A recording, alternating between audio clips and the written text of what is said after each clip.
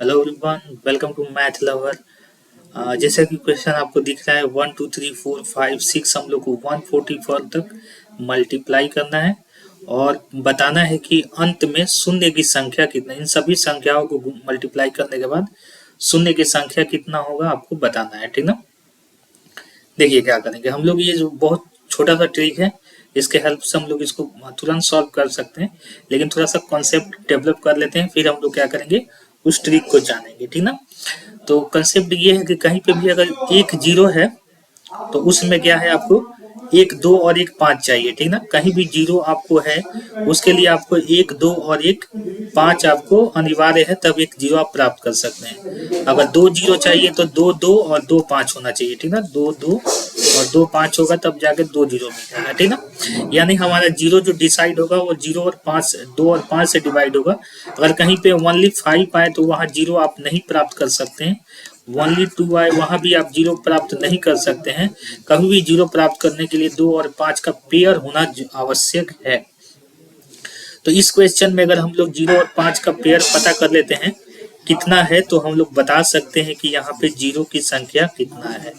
तो हम लोग को पता नहीं, मतलब कि पता नहीं करना है कि कितना जीरो है, उसमें काउंट नहीं करना है।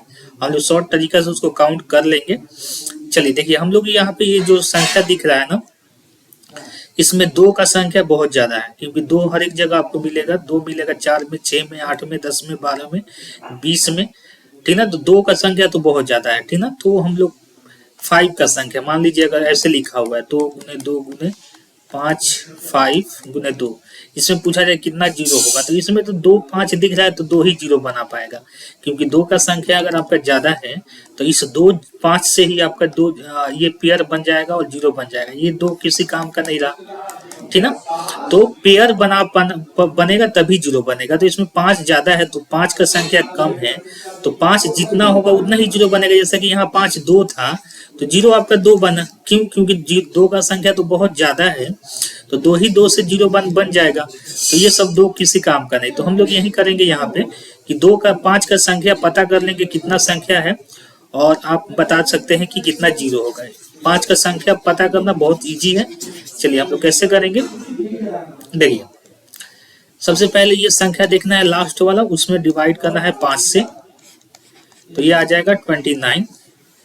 फिर इस संख्या में आपको क्या करना है, 25 से डिवाइड करना है।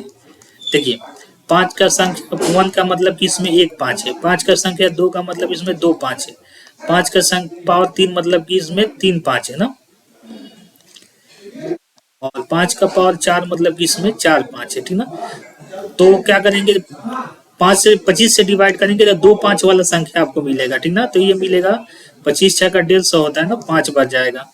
फिर 125 में आपको डिवाइड करना है, फिर कितना से 125 से, तो ये एक बार जाएगा, सबको जोड़ दीजिएगा 35 आ जाएगा, आपका आंसर हो जाएगा। तो आपको देखिए, अब बोलिएगा कि 5 से डिवाइड किए, 5 से डिवाइड क्योंकि ये संख्या 5 से 12 था तो पहले तो 5 से डिवाइड करना है। 45 जो है एक 25 से भी बड़ा है, तो इसलिए 25 से भी आपको डिवाइड करना है। वो 145 जो है 125 से भी बड़ा है, तो आपको 125 से भी डिवाइड करना है, ठीक ना। अगर ये संख्या यहाँ पर दिया गया संख्या अगर 625 से भी बड़ा होता, जैसे मान लीजिए ये दिया रहता कहाँ तक आपको, वो दिया रहता है यहाँ पे 700 तक, ठीक ना। तो आपको इसमें 700 में पहले 5 से डिवाइड करके भागफल प्राप्त कर लेना है, फिर 700 में आपको 25 से डिवाइड करके भागफल प्राप्त करना है, फिर 700 में 125 से डिवाइड करके भागफल प्राप्त करना है। शेषफल नहीं चाहिए, केवल भागफल, ठीक ना। फिर 700 जो कि 625 से भी बड़ा है तो इससे भी डिवाइड करना पड़ेगा आपको। अब जितना जो भागफल मिलेगा सबको जोड़ के आपको यहाँ पे लिख लेना है, ठीक ना। जिससे कि आपको बता दे कि अगर पूछा जाए आपसे ऐसे है आपको 30 तक, इसमें बताना है कितने जीरो हो गए, तो आपको क्या करना है 30 देखना है किस से 12 है, तो 5 से 12 है तो 5 से भाग दे दीजिए 6 हो जाएगा। 30 जो है 25 से भी बड़ा है तो 30 में 5 से भाग दे दीजिए, 25 से भाग दीजिए 1 आएगा। तो इस संख्या में आपको कितना जीरो आएगा, 7 जीरो आएगा मल्टीप्लाई करने पर। तो ये संख्या अगर 5 से 12 है तो उससे मतलब जिससे 12 होगा 5 के मल्टीपल से, 625 से 12 है तो 625 से भाग देना है। अगला होता है 3125, तो 3125 से भी बड़ा होगा तो उससे भी आपको डिवाइड करना पड़ेगा, जो भागफल आएगा उसको जोड़ना पड़ेगा।